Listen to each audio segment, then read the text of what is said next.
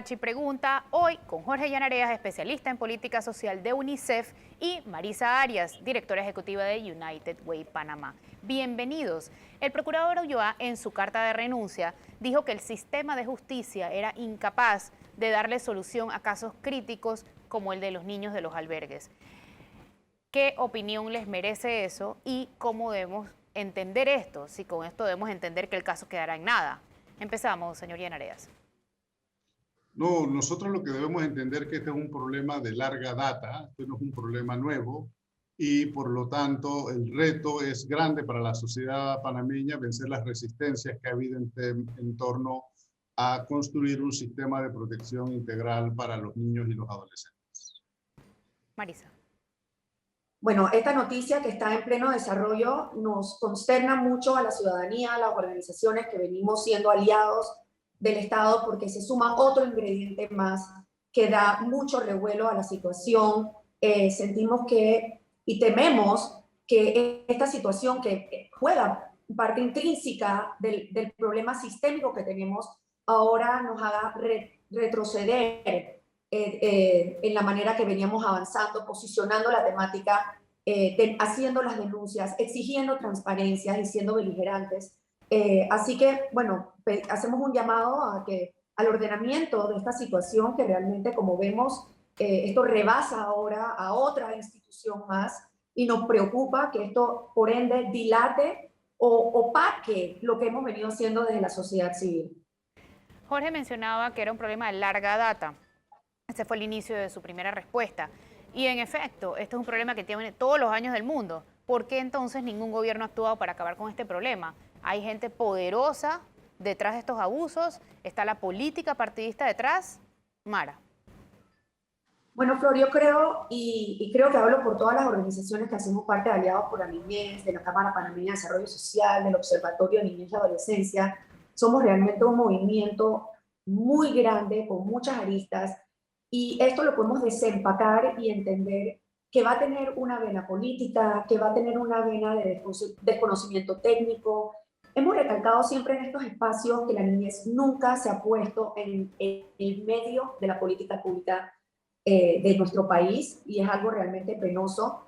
Y siento que hay algo también de protagonismo, respondiendo puntualmente a tu pregunta, y sin hacer señalamientos, pero siempre hemos conversado, siempre hemos intercambiado cómo cada vez que hay un cambio de gobierno se tiene que imponer un nuevo ADN o partidista o basado en lo que esté de moda en el momento. ¿Qué quiero decir con eso?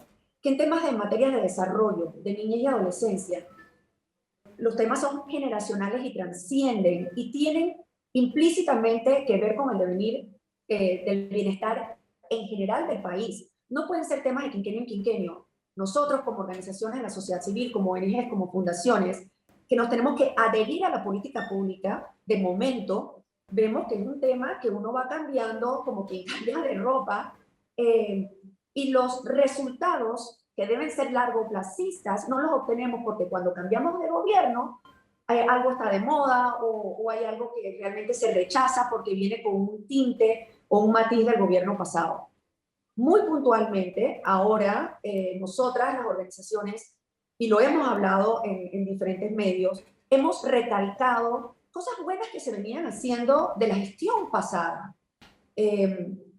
Jorge Llanareas, que nos acompaña aquí hoy, UNICEF, fue un grandísimo aliado en pilotear en Panamá el programa de desinstitucionalización, llevando así a la modernización del Estado en Panamá, y vemos que eso realmente quedó un poco en nada, no sabemos la actualización por ese cambio de gobierno, el Consejo Consultivo de Derechos que se da a nivel distrital, donde los niños les dan, y a la niñez, a la adolescencia, se le da una plataforma por medio del cual poder ser escuchados, por medio del cual validar sus preocupaciones como sujetos de derecho.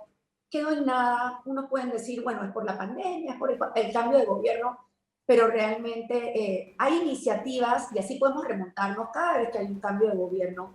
Lo importante que es tener un común denominador de organizaciones, y UNICEF siempre ha estado allí también como que congregándonos, por medio del cual podamos siempre exigirle rendición de cuentas al Estado para que estos proyectos no se evaporen. Lamentablemente no pasa en la práctica. Ahorita mismo hemos tenido que empezar de cero en muchos programas.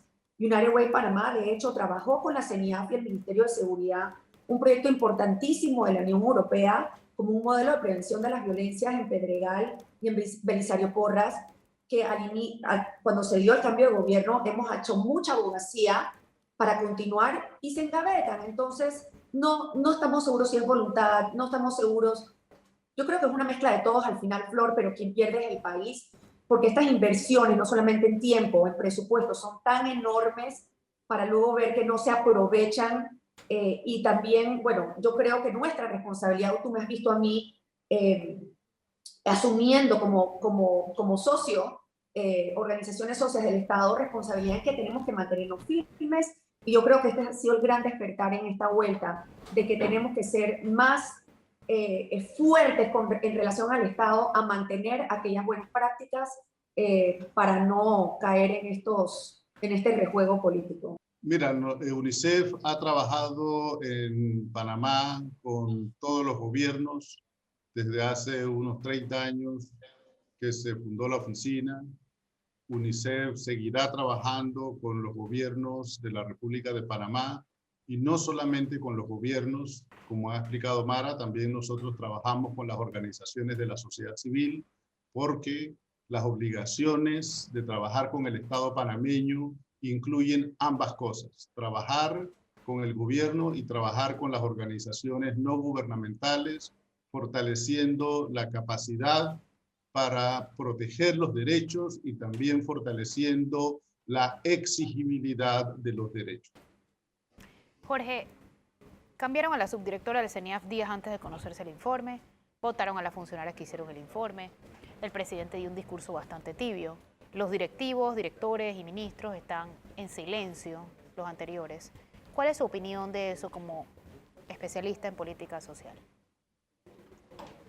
Mira, nosotros sencillamente no tenemos más que recordar que el Estado tiene obligaciones de carácter internacional. No se trata de cosas verdaderamente opcionales, si se hacen o no se hacen. Nosotros nos enfocamos en las obligaciones que tiene el Estado y por eso construimos un programa de cooperación con el Estado acerca de cuáles son esas obligaciones que el Estado va a cumplir. Además de eso, el Comité de los Derechos del Niño, que es un organismo de la Secretaría General de las Naciones Unidas, es un organismo independiente, formado por expertos independientes que a su vez son postulados y nombrados por la Asamblea General. Esos expertos revisan los avances del Estado panameño cada 5 años y le dicen al Estado en qué cosas avanzó y qué cosas hizo positivamente y qué cosas todavía está pendiente de lograr. En el caso de Panamá, la última revisión que hizo el Comité de los Derechos del Niño fue en el 2018 y volvieron a recordarle al Estado panameño que debe aprobar una ley de protección integral. Marisa. Una de las cosas que a nosotros nos ha incomodado muchísimo es, para efectos de transparencia, comunicar qué está pasando. Este silencio del cual hace mención, Flor, nos deja bastante inquietos.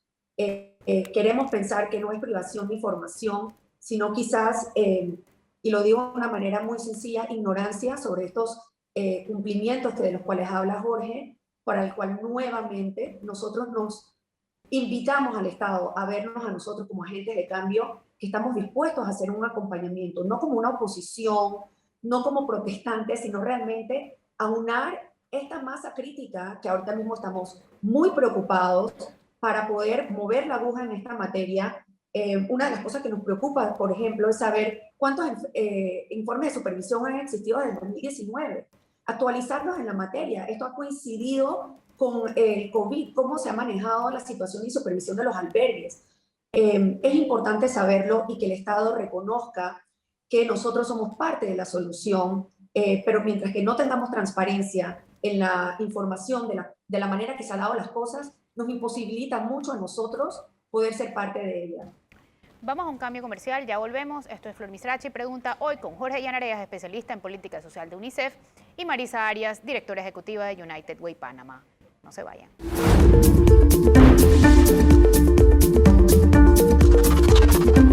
Ya de vuelta en Flor Misrachi Pregunta, hoy con Jorge Llanareas y Marisa Arias.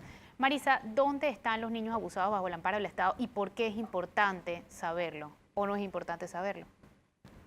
Bueno, yo creo que cuando aclaramos esto, Flor, es importante entender cuál es la situación de esos niños, no la lista de los niños, no queremos ir con el morbo a revictimizarlos, pero tenemos para efectos, como bien acabo de mencionar, de la transparencia, porque hasta ahora sentimos que la información se ha manejado de manera sesgada, es entender si se les ha dado un trato digno, dónde están, queriendo decir, no físicamente en qué albergue están, porque hay que proteger al niño nuevamente, pero saber, es que es un poco la mística de esa que venimos conversando, de que esa visión de que están en un depósito lo vamos a mover a otro porque incomodan o porque ya no caben. Entender que en este momento ese niño, niña o adolescente que ha sido revictimizado está recibiendo la atención oportuna. Lamentablemente sabemos que esta atención va a ser reactiva. Hemos visto, Flor, y no quisiera dar nombres, pero uno de los mejores albergues de Panamá, ahorita mismo, bueno, y otras ONGs que yo conozco personalmente, no estoy en posición para decir cuáles, han recibido en el espacio de una semana visitas del Ministerio Público, del Ministerio de Seguridad, de la CENIAF, del MIDES, entrevistando a los niños y niñas día tras día, revictimizándolos, y el niño está como aturdido cuando es un trabajo de años que ahora quieren condensar en una semana. Ese tipo de cosas, ahora como para hacer ver que se está haciendo el trabajo oportunamente, fantástico, lo celebramos, pero eso tiene que ser mantenido en el tiempo. De esa misma manera, de saber de parte del Estado cómo están esos niños actualmente, nosotros como ciudadanos queremos saber la situación anónima para proteger al niño, a la niña, del adolescente, obviamente, cómo han estado, qué tratos han recibido, si se han conectado de vuelta con su papá, o sea, un informe realmente, más que una lista, y es importante saberlo para entender que el Estado está recibiendo y haciendo los cambios necesarios de cómo debe ser el trato en cuanto a la protección de estos niños, Jorge. y no simplemente que son fichas que se mueven. Jorge. Yo apelo a tu conciencia de derechos humanos, Flor, para saber que las víctimas de delitos sexuales tienen derecho a un tratamiento en la privacidad. No pueden ser monitoreadas mediante los medios masivos de comunicación. Eso sería revictimizar a esas personas. En este caso estamos hablando de niños, niñas y adolescentes. Así que en realidad no hay manera que se pueda verificar caso por caso qué es lo que está haciendo el Estado con esos niños, porque, repito, eso sería revictimizarlo. Dependerá de las autoridades la información que deseen dar respecto a cuáles son las medidas que se están tomando. Como dice Mara, hay una diversidad de medidas que se pueden tomar. Las autoridades informarán de una manera general cuáles son esas medidas, pero hasta allí es lo que cabe hacer, es lo que es sensato hacer. Y divulgar la lista de los albergues que cerraron debe ser público. Y dos, ¿qué consecuencias ha tenido que no la hayan hecho hasta el momento? Porque muchas entiendo que viven de las donaciones y si me pongo en los pies de un donante, yo esperaría saber si el albergue al que yo estoy dando mi plata está maltratando a los niños o no. Es importante que todo lo que es gestión de servicios públicos goce de las características básicas de transparencia y rendición de cuentas. Lamentablemente, sí hay un malentendido en respecto a ciertas ONGs y ciertos albergues que pareciera que hay un entendimiento de que ellos reciben donaciones del gobierno para hacer un buen trabajo social. En realidad no. En realidad ellos reciben fondos del gobierno para implementar, para prestar servicios públicos que son obligaciones de gobierno. Es decir, que lo que los albergues hacen cuando reciben esos fondos es comprometerse a prestar servicios que son públicos, son servicios a la población. Entonces, eso hay que entender que hay que manejarlo con transparencia y decir, mira, estas son las instituciones que reciben y reciben tanto dinero. Eso hay que decirlo también. Y hay que decir para qué reciben el dinero. Por ejemplo, si son niños con discapacidad, son personas con discapacidad, el convenio tiene que decir que es para tantas personas con discapacidad. Hay que ponerle números a las cosas. Esta institución puede atender un máximo de tantas personas. Y eso es lo que corresponde hacer en este caso. Es decir, hay que movernos del escándalo hacia una política pública, estratégica y transparente en materia de subsidios a estas organizaciones. Para las organizaciones sin fines de lucro, Flor, esta pregunta es igualmente importante porque exigimos transparencia, no solamente en el manejo de la política pública por el Estado, pero nosotras también tenemos que ser responsables como organizaciones y para ello la Cámara Panameña de Desarrollo Social, que es nuestro gremio, que está trabajando arduamente para profesionalizar al tercer sector, para profesionalizar a las ONGs. Una de nuestras consignas es también que nuestros procesos sean más transparentes. Ahorita mismo no hay certeza de la lista, hay una que circula en redes, tenemos otra lista que se publicó en La Estrella de Panamá, y esas organizaciones de igual manera tienen que ser firmes con su transparencia, con su rendición de cuentas, no solamente en cuanto a los procesos, pero en sus manejos de finanzas igualmente.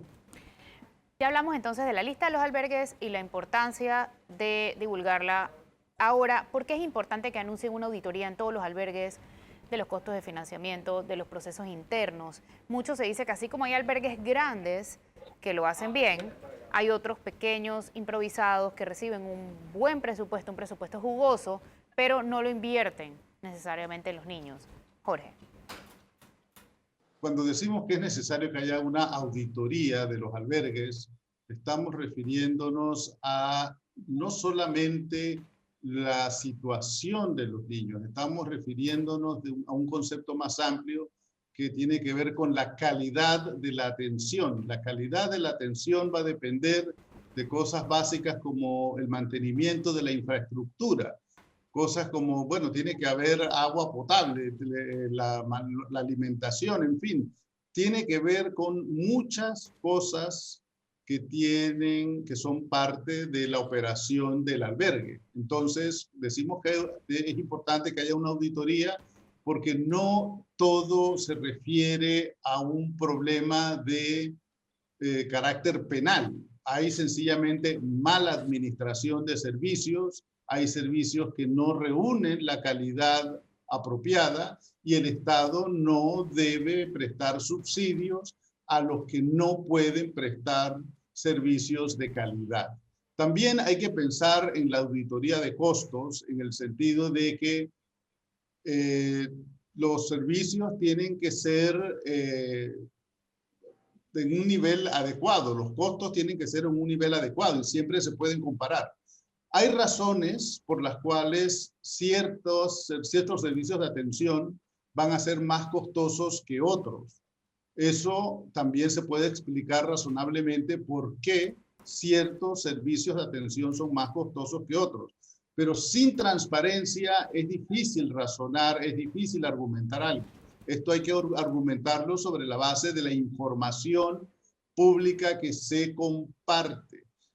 También hay que considerar que no es lo mismo, ahora mismo hay en Panamá arriba de 50 albergues, quizás no necesitamos tantos, quizás necesitamos 20, no, quizás no se necesitan 50.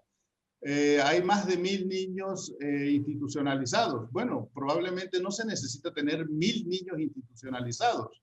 Se puede diversificar la respuesta hacia los niños y se pueden crear programas de acogimiento familiar, de manera que probablemente los niños que necesiten albergue de modo temporal baje de una manera significativa.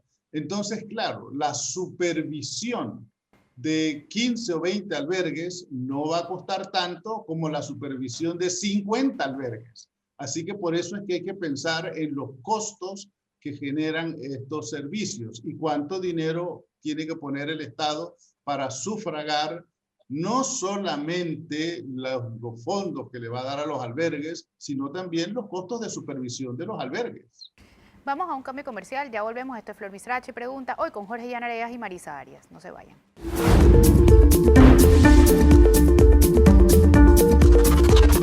Ya de vuelta en Flor Misrachi Pregunta, hoy con Jorge Llanareas y Marisa Arias. ¿Es un problema que el manejo de los albergues esté tercerizado y que el Estado solamente supervise eventualmente? ¿Debería el Estado manejarlos o eso sería peor? Flor, una de las cosas que hemos debatido constantemente es que las ONGs son prestadoras de servicio. Realmente, a mi parecer, y lo hemos discutido con nuestros colegas, es que este modelo, que de hecho está decretado en la ley de la CENIAF, es casualmente para que el Estado no tenga que financiar, administrar y fiscalizar y supervisar, porque obviamente haría juez y parte. Esta técnica de que se terceriza, que suena también terrible porque pareciera que el niño es otra cosa más, debería ser armoniosa, debería ser realmente algo transparente donde se dividen las responsabilidades y que pudiéramos mantener un sistema, pero que carecemos, como ya lo hemos pronunciado tantas veces, donde todo el mundo rinde cuentas. La mayoría de los albergues están haciendo un buen trabajo. De estos 50 y tantos albergues que Jorge menciona, son pocos los que han estado incumpliendo. Sabemos que los estándares de calidad cuyos protocolos también se han publicado varían, pero la eficiencia, la agilidad y la eficacia del manejo del niño institucionalizado es óptimo. La mirada la tenemos ahorita mismo en el escándalo. Además, como siempre hablamos, el enfoque que deberíamos de dar es que el niño no esté institucionalizado, sino que pueda regresar oportunamente a su hogar.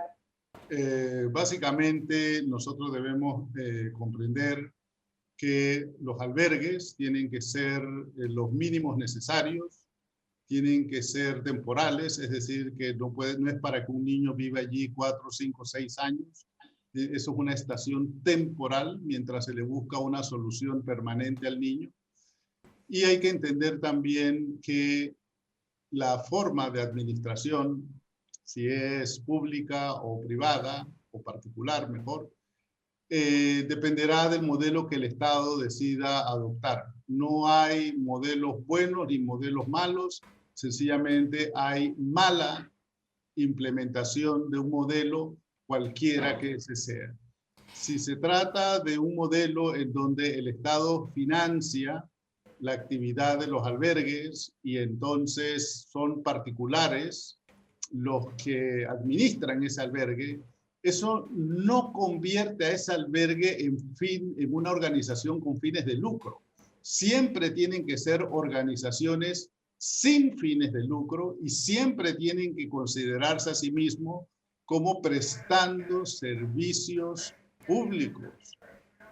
Tienen que tener estándares mínimos de derechos humanos.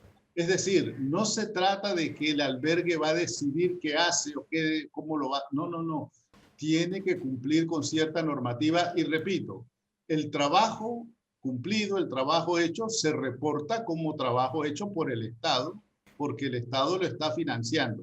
Así que la palabra tercerizar introduce un elemento de confusión porque lo plantea como si fuese una empresa privada que está lucrando con estos servicios y eso no puede ser el concepto de un albergue. El albergue, repito, es un servicio que da el Estado y pueden escoger una organización sin fines de lucro para que lo implemente y eso puede funcionar. Cuando no funciona, el Estado tiene que tomar las medidas para introducir los correctivos necesarios en esas actividades. Y una última pregunta, hablemos de la necesidad coyuntural en materia de los NNA de abrir las escuelas. Es muy importante, Flor, que los niños no pierdan otro año de escuela. La escuela es un lugar fundamental para el crecimiento y el desarrollo de los niños UNICEF está trabajando con el Ministerio de Educación y está trabajando con otras organizaciones también para que el Estado panameño pueda organizar esa reapertura de los centros escolares con las modalidades y las condiciones de seguridad que sean apropiadas. Lo que es importante es que esto sea materia de un acuerdo de todos, que nos demos cuenta que los niños merecen volver a las escuelas. Es por el bien de los niños. El tiempo de los niños cuando se pierde no se recupera. Y eso tenemos que entenderlo todos. Y por eso todos tenemos que estar involucrados y apoyar este esfuerzo liderado por el Ministerio de Educación de reabrir las escuelas. Muchísimas gracias por acompañarnos hoy. Esto fue Flor Misrachi Pregunta, hoy con Marisa Arias, directora ejecutiva de United Way, y Jorge Llanareas, especialista en política social de UNICEF. Que tengan buen día.